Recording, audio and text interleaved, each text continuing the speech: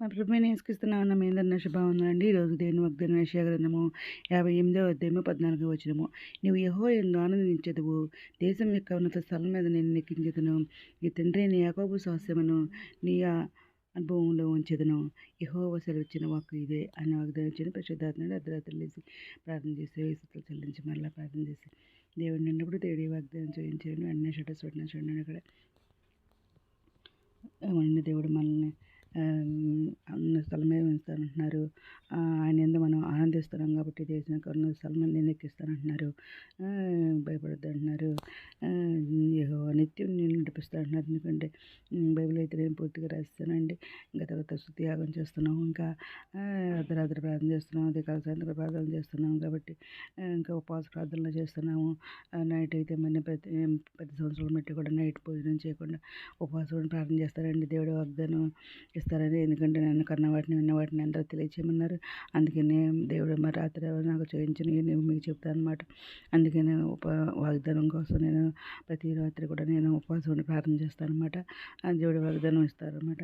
దాన్ని వీడియోలో పెడతారనమాట. అయితే ఇక్కడ దేవుడు యెహోవాని నిత్యం నడిపిస్తారన్నారు. క్షామకాలం ఆయన నిన్ను తృప్తిపరిచి నీ ముక్కలను బలపరుస్తానంటున్నారు. నువ్వు నీరు కట్టే తోట వలన ఎప్పుడు ఉప్పుచుడు నీటి ఊట వలె ఉంటావు అంటున్నారు. పూర్వకాలం నుండి పాడైపోయిన స్థలాలను నీ జనులు కడతారంటున్నారు. అనేక తరముల కిందట పాడైపోయిన పునాదులను నీవు మరలా కట్టుతావు అంటున్నారు.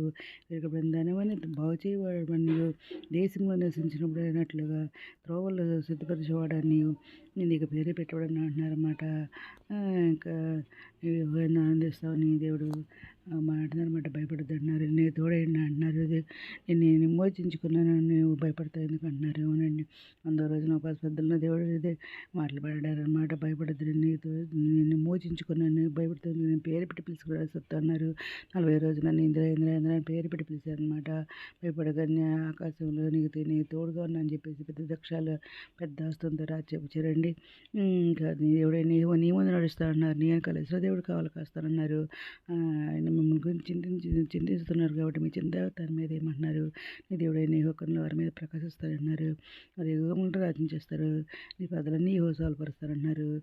నీ సూర్యుడు ఇంకా చేతుడు నీకు నేనే నీకు నిత్యమైన వెలుగుగా ఉంటానంటున్నారు అనమాట. దేశం మీకు స్థలం నేను నిలబడతా అంటున్నారు. ఎందుకంటే భయం ఇంకా దేవుడే మన పక్షంలో ఉండగా మనకి విరోధి చెప్పండి. భయపడకండి, భయంగా ధైర్యంగా ఉండమంటున్నారు. ఆయన మీద ఆనుకుంటే వాడిని పూర్ణ సంత కలవాలిగా చేసి దేవుడు మన దేవుడు. ఈ దినం మందరి జీతం నిలవని కోరుకుంటే ఈరోజు మనం ప్రార్థన చేసుకుందాం. ఉన్నత సక్మంతర ఘనమైన మనకి ఎలా స్థితిస్తున్నా తండ్రి. మీద ప్రపంచం ప్రతి ఒక్క బిడ్డని పేరు పేరు న్యాయం చేసుకోండి. ప్రతి ఒక్క బిడ్డ అవసరం తగ్గింది అక్కడ తెలుసుకుని కోరుకుంటుంది. తండ్రి బిడ్డలు మంచి గుణి దయచేయాలి. దేవుని నిరుద్యోగులకు ఉద్యోగాలు దయచేయండి. ఆర్థిక పరిస్థితుల వరకు ఆర్థిక సహాయం దయచేయండి. అనారోగ్యం స్వస్థవాసండి, వేదనలో కూడా వచ్చిన వినవాళ్ళు లేకపోతుంది. రక్షణ వరకు రక్షణ దయచేయండి. మీ తరపు రాని మీరు ఇచ్చేయండి. మీ అందరూ సిద్ధపడి చెప్పుకొని అత ప్రభుత్వ వాగ్ని దయచేయమని మా ప్రభు పేరు యేసుక్రీస్తు పరిశుద్ధమైన నామమున అడిగి పెట్టుకుని ప్రార్థిస్తున్నాం తండ్రి. మీ అందిన ప్రార్థనలో మా కుటుంబం కూడా జ్ఞాపకం చేసుకోమని మనం చేసుకుంటున్నానండి. ప్రభు సేవలో మీ సహోదరి. God bless you.